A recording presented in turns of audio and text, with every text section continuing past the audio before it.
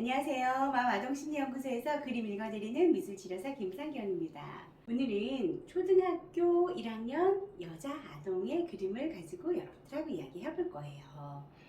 이 아동은 엄마 나는 화가 나는 걸 참을 수가 없어. 나는 화가 나면 어떻게 해야 될지 모르겠어. 를 호소했던 아동이에요.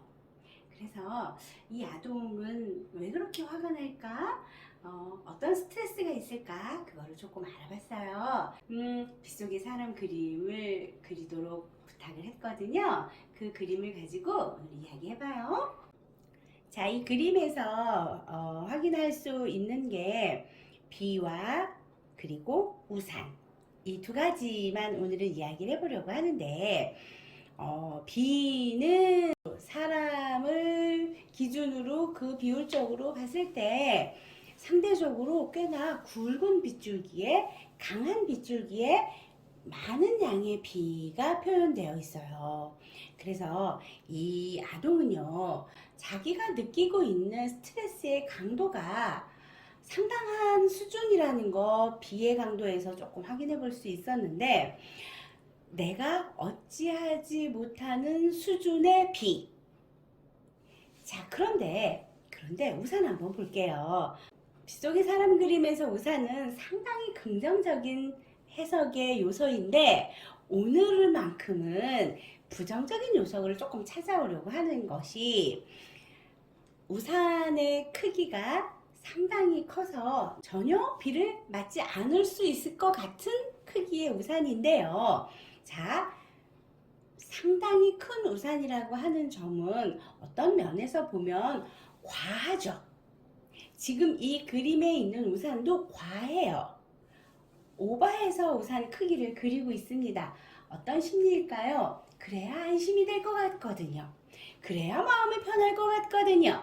그래서 이 친구는 나를 지키고 보호하려고 하는 태도나 행동이 일상에서 제법 과하게 드러나고 표출되겠구나 하는 걸 저는 추론을 해봤는데요.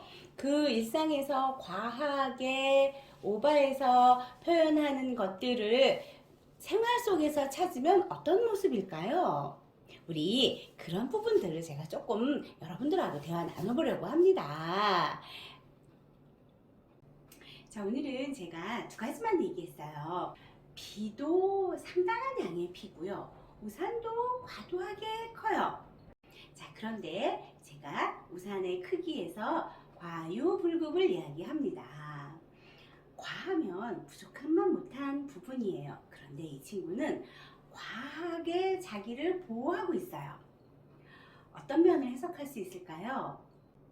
불안하기 때문에 과하게 자기를 보호하고 있는 것으로 우리는 볼 수 있고요. 그리고 그렇게 과도하게 자기를 보호하는 행동이 일상에서 어떤 모습으로 나올까요? 다른 사람 눈에 나의 감정이 잘 드러나지 않는 행동을 하는 거예요. 어떻게 할까요? 밝고 명랑하고 재미있게 까르르거리고 웃고 즐거워하고 반응해주고 다른 사람에게 오바해서 다른 사람에게 긍정적으로 반응해주고 그런 행동을 하는 거예요. 그러면 주위의 평가는 어떻게 나올까요? 밝은 아이, 명랑한 아이, 즐거워하는 아이, 즐거울 줄 아는 아이, 뭐 이런 주위의 평가가 오게 되고 그걸 통해서 사랑받고 있구나, 인정받고 있구나 경험하게 되겠죠. 느끼게 되겠죠. 그러면 내가 안심이 되죠. 아, 나 사랑받는 거 맞구나. 그러면 더 잘해야 되겠다.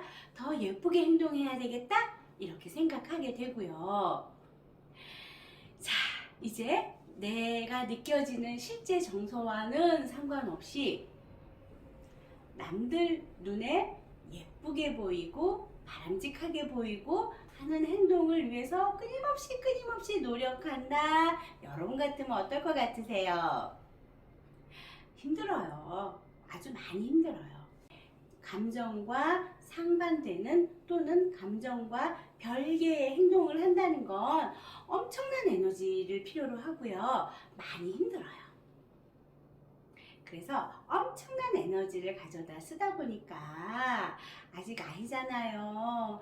그래서 소진이 돼서 끌고 올 에너지가 없을 때 분노 폭발 같은 행동이 나오는 거죠. 그래서 나도 나는 화를 못 참겠어 라고 하는 힘겨움을 호소하고 있는 거예요. 화를 못 참겠어 하는 힘겨움 안에 참아야 되는데 못 참아 하는 내용도 같이 들어있거든요. 왜 참아야 될까요? 화를 왜 참아야 될까요? 화는 참으면 안 돼요. 표현해야 됩니다. 화풀이 하라는 얘기 아니에요. 예, 분노는 표현을 해야 되는데 이 친구는 참고 있었어요. 그게 너무 힘든 거예요. 아직 어려서.